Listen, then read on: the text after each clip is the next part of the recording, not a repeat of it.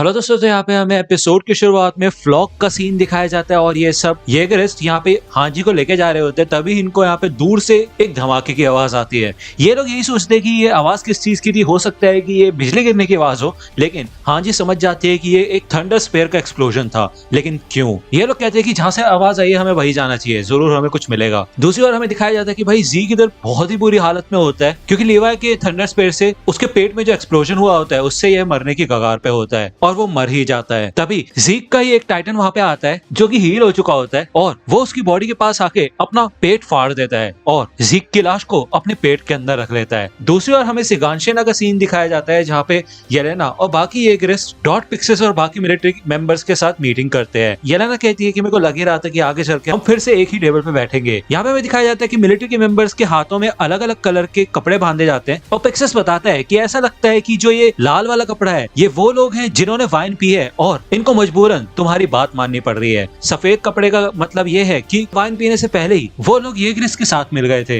इसलिए वो पक्के येगरिस के नाम से जाने जाते हैं। और बात करें अगर काले कपड़े की, तो वो है मेरे जैसे बेवकूफ जिनको वाइन पीने के बाद भी पता नहीं था कि हो क्या रहा है। येलेना कहती है शुक्रिया मुझसे मिलने के लिए। तो पिक्सेस कहता है हाँ, हमें ये करना ही पड़ा क्योंकि हम कभी भी टाइटन में बदल सकते हैं। हमने शिगांशिना को खाली करा दिया है जिससे कि यहाँ पे अगर कोई टाइटन बनता भी है तो लोगों के ऊपर कोई खतरा ना आए। तो यही सबसे सही जगह है और तुम्हारा प्लान भी सक्सेसफुल होता है। तो यहाँ पे येलेना पिक्सेस को घूरती है और कहती है कि ये तो होना ही था क्योंकि तुमने जीक के ऊपर भरोसा नहीं किया और इसके लिए तुम्हें सजा तो जरूर मिलेगी। दूसरी ओर हमें दिखाया जाता है कि ये सभी के सभी स्काउट्स बैठ के यहाँ पे चाय पीते हैं और इधर निकोलो और ब्राउस फैमिली भी होती है। कॉनी आर्मिन से पूछते हैं कि क्या तुम अपने कोलोसल टाइटन का इस्तेमाल करके हमें यहाँ से बाहर निकाल सकते हो। तो आर्मिन कहता है हाँ कर तो सकता हूँ, लेकिन उससे पूरा का पूरा टाउन ही तबाह हो जाएगा। मेरा टाइटन एरन की तरह नहीं है। जीन कहता है कि अब हमें बताओगे भी कि एरन ने तुम्हें मारा क्यों था रेस्टोरेंट में। तो आर्मिन बताते हैं कि एरन ने मिकासा को कुछ ऐसे शब्द बोले थे जिससे मेरे को गुस्सा आ गया। एरन ने मिकासा को हर्ट किया था जिस वजह से मैंने उसके ऊपर अटैक कर दिया। तो जीन यहाँ पे पूछता है कि ऐसा क्या बोला था उसने और वो बाकी की डिटेल्स मांगता है, लेकिन मिकासा बोलती है अब जाने दो, छोड़ो इसे। जीन यहाँ पे कहता है कि मतलब एरन जिन दो लोगों के बारे में सबसे ज्यादा केयर करता था वो उन लोगों के साथ ऐसा कैसे कर सकता है। जरूर इसके पीछे कोई ना कोई तो कारण होगा या फिर एरन के दिमाग में कोई और ही प्लान चल रहा है। तभी यहाँ पे इनके सेल के बाहर येलेना, ऑनियन कपॉन और ग्रीज आते हैं। येलेना इन सबको सिगांशिना के हीरो कहती है और कॉनी यहाँ पे ऑनियन कपॉन पे चिल्लाता है कि क्या तुम भी येलेना के साइड हो गए हो। तो ऑनियन कपॉन यहाँ पे बिल्कुल दया नहीं दिखाता और वो कहता है तुम्हें याद ही होगा थोड़े दिनों पहले मैं भी तुम्हारी जैसी हालत में था, तुमने भी तो मेरे को बंद करके रखा था। यहाँ पे जीन आता है और वो कहता है येलेना तुम तो काफी खुश होगी ना क्योंकि सब कुछ जीक के प्लान के हिसाब से हो रहा है। तुमने एरन को मारने के ऊपर अटैक करने के लिए मना लिया, उसके बाद एल्डियन लोगों का भरोसा भी जीत लिया, फिर वाइन में जीक का स्पाइनल फ्लूइड मिला के मिलिट्री को भी कंट्रोल में लिया है और अब फाउंडिंग टाइटन भी तुम्हारे पास है जिससे कि तुम मार्ले को तबाह कर सकते हो और अपने होमलैंड का बदला ले सकते हो। इसलिए आए थे ना पैराडाइज आइलैंड पे, यही तुम्हारा असली मकसद था। तो ऑनियन कपॉन कहते हैं नहीं, ये आइलैंड काफी ज्यादा पिछड़ा हुआ था, हमने तो इसको सुधारा है और नई टेक्नोलॉजीज दी है जो कि शायद तुम्हें 100 सालों में भी नहीं मिलती। तो निकोलो कहता है हाँ, क्योंकि तुम यहाँ पे आराम से बैठ के खाना चाहते थे और राज करना चाहते थे। तो ग्रीस कहता है कि निकोलो तुम तो रहने ही दो, तुमने अपनी अक्ल खो दी है। तो निकोलो यहाँ पे ग्रीस को चूहा बोलता है और धोखेबाज कहता है कि उसने इन सबको फंसाया। यहाँ पे ग्रीस भी पीछे नहीं हटता और वो कहता है कि मैं सच बताऊं तो तुमने हमें धोखा दिया है, तुम भूल गए हो कि तुम हो कौन। तंग आ गया था मैं जब तुम उस एल्डियन लड़की के बारे में बात करते रहते थे, इतनी नफरत होती थी मेरे को, पता नहीं क्यों उसके पीछे पड़े हुए थे तुम, वो राक्षस कहीं की, उसी ने तुम्हारा दिमाग खराब करके रख दिया है। यहाँ पे ग्रीस साशा को और भी बुरी भली बातें कहता है जिससे कि निकोलो को गुस्सा आता है, लेकिन ग्रीस पीछे हट जाता है। वो साशा को और भी चीजें कहते हैं, लेकिन यहाँ पे येलेना ग्रीस के सर पे गोली चला देती है और उसको मार डालती है। यहाँ पे वो नीचे झुकती है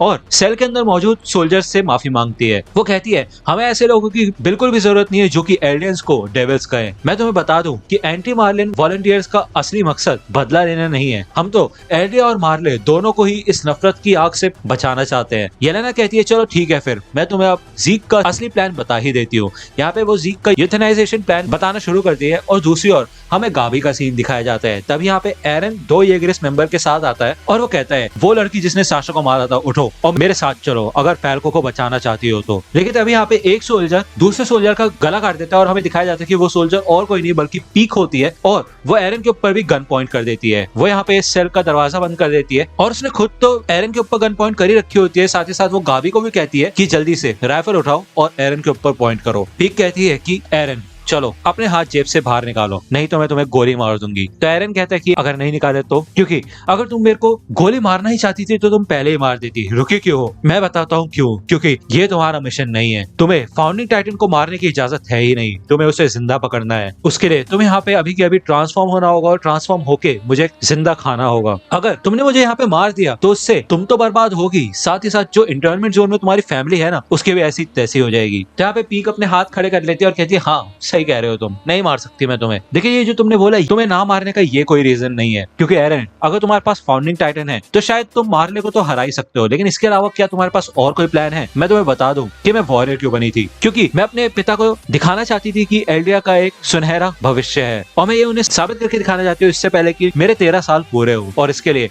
मुझे मार्ले को खत्म करना है। तो मैं तुम्हारे लिए कुछ भी करने के लिए तैयार हूँ, बस मुझे तुम्हारी मदद की जरूरत है। यहाँ पे दूसरी ओर गावी बड़े शौक में होती है और वो कहती है कि पहले जीक ने हमें धोखा दिया, उसी ने लिबेरियो के ऊपर अटैक कराया था, और अब पीक तुम भी धोखेबाजी की बात कर रही हो, फिर हम लड़ किस ले रहे थे? हम तो अच्छे एलियंस है ना। तो पीक यहाँ पे गावी के पास आती है और वो कहती है अच्छा मुझे एक बात बताओ, हम मार्लियंस है या फिर एलियंस है? तो गावी कहती है इज्जतदार मार्लियंस है हम। तो पीक कहते हैं नहीं तुम गलत कह रही हो, हम सब्जेक्ट्स ऑफ इमेर हैं। फिर तुम चाहे ये मानो या ना मानो, हमारे प्रकार के लोग कभी भी टाइटन में बदल सकते हैं, इस चीज से तुम इनकार नहीं कर सकती। भले तुम कितनी भी कोशिश कर लो ये साबित करने की कि हम अच्छे एलियंस हैं, लेकिन हम कभी भी आजाद नहीं होंगे। तुमने देखा था ना फोर्स लावा में क्या हुआ था, रायनर और बीस्ट टाइटन का क्या हाल हुआ था। ये तो साफ है कि ज्यादा समय तक टाइटन्स की ताकत नहीं रह सकती, और एक बार एल्डियंस का काम खत्म हो जाएगा तो मार्लियंस हमें चुन चुन के मार डालेंगे। ये सुन के एरन पीक से कहते हैं अच्छा ठीक है, साबित करके दिखाओ कि तुम मेरी मदद करना चाहती हो। यहाँ पे हमें दिखाया जाता है कि एरन ने अपनी फिंगर में कट लगा लिया होता है, जिससे कि इन्हें पता चले कि वो कभी भी ट्रांसफॉर्म हो सकता है। तो पीक कहती है ठीक है, लेकिन उसके लिए तुम्हें मेरे को छत पे ले जाना होगा, वहां पे मैं तुम्हें उंगली से बता दूंगी कि कहाँ पे दुश्मन छुपे हुए हैं। तो दोस्तों अगर आप अटैक ऑन टाइटन से रिलेटेड मर्चेंडाइज खरीदना चाहते हैं तो इन सब की लिंक आपको डिस्क्रिप्शन में मिल जाएगी, वहां से आप इनको खरीद सकते हैं।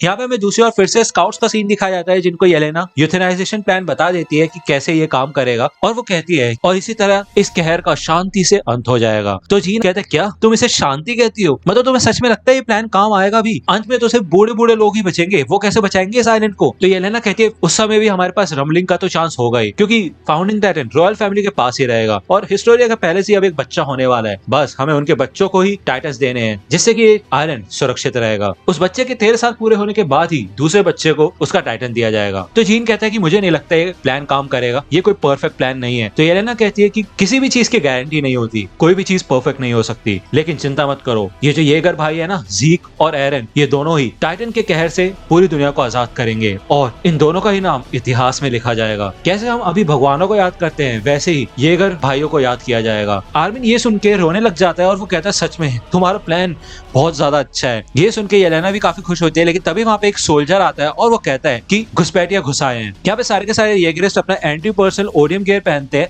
और इस शोर शराबे से नाइल को पता चल जाता है कि भाई कुछ तो हो रहा है। यहाँ पे सामने फैल्को भी बैठा होता है और उसके साथ साथ कई और सोल्जर्स भी बैठे होते हैं। जब एरन पीक और गाबी को ऊपर लेके जा रहा होता है तो वो कहता है अब देखो, जब तक तुम हमें बता नहीं देती कि दुश्मन कहाँ छुपे हुए हैं, तब तक तुम्हारा हाथ इस बच्ची से चेन से बंधा रहेगा। अगर तुमने कोशिश भी की ट्रांसफॉर्म होने की तो इस बच्ची के भी चिथड़े चिथड़े उड़ जाएंगे। यहाँ पे पीक भी इन सोल्जर्स को हाय कहती है, और हमें दिखाया जाता है कि इन सोल्जर्स के बीच में ही गैलियार्ड भी होता है जिसने भेस बदल रखा होता है। जब ये सब ऊपर जा रहे होते हैं तो एरन बताता है कि फैल्को भी इधर ही है, और उसकी बॉडी में जीक का स्पाइनल फ्लूइड चला गया था, जिसे सुन के पीक और गाबी दोनों ही शॉक हो जाते हैं। और पीक पूछती है कि एरन क्या तुम्हें पता है कि जीक के स्पाइनल फ्लूइड में खास क्या है, मतलब इन सब के पीछे सीक्रेट क्या है? मैं तुम्हें बता दूं कि मैं उसके साथ कई समय से हूँ, और मेरे को लगता है कि उसने आज तक कभी सच नहीं बोला होगा, लेकिन उस समय जब उसने तुमसे कहा था कि मैं समझ सकता हूँ एरन, तुम्हारी गलती नहीं है, मैं एक दिन आके तुम्हें बचा लूंगा, उस दिन वो जरूर सच कह रहा था। तो अगर उसके स्पाइनल फ्लूइड का सीक्रेट किसी को पता है तो वो जरूर तुम ही होगे। क्यों? इससे पहले कि एरन कुछ बोल पाए, ये छत के ऊपर आ जाते हैं। पीक और गाबी छत पे आगे चले जाते हैं, और येलेना एरन को कहती है कि ये लड़की बहुत चालाक है, इसके ऊपर भरोसा मत करना। तो एरन कहता है हाँ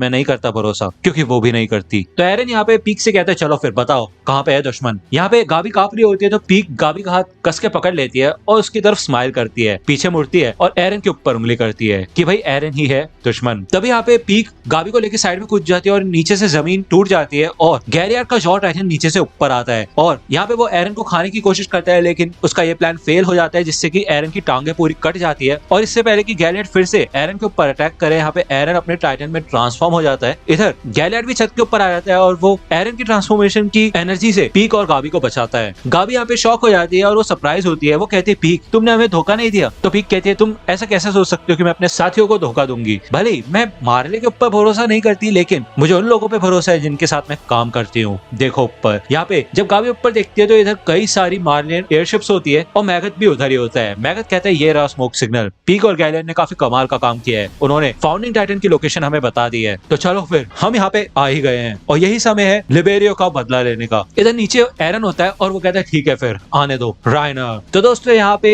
सीजन 4 पार्ट 1 खत्म हो जाता है और मैं आपको बता दूं कि सीजन 2 आएगा जनवरी 9 को। शायद तकरीबन 1-2 महीने बचे हैं। अगर आपसे वेट नहीं होता है तो आप मेरी मांगा सीरीज देख सकते हैं। आप जानते ही होंगे कि मांगा के ऊपर एनीमे बनती है, तो अगर सिंपली इसके आगे की स्टोरी अगर आप जानना चाहते हैं तो मैंने मांगा में कवर करके बिल्कुल एंड तक, अगर आपसे वेट नहीं हो रहा है तो आप वो देख सकते हैं। लिंक आपको डिस्क्रिप्शन में मिल जाएगी या फिर कमेंट्स में, या फिर हो सकता है कि मैं यहाँ पे स्क्रीन पे ही लगा दूं, है ना। इसके अलावा आप मेरे को कमेंट्स में सजेशंस दे सकते हैं कि आपको नेक्स्ट कौन सी एनिमे या फिर मांगा एक्सप्लेनेशन सीरीज चाहिए, मैं वो लाने की कोशिश करूंगा। मिलता हूँ आपसे अगले वीडियो में, तब तक के लिए गुड बाय।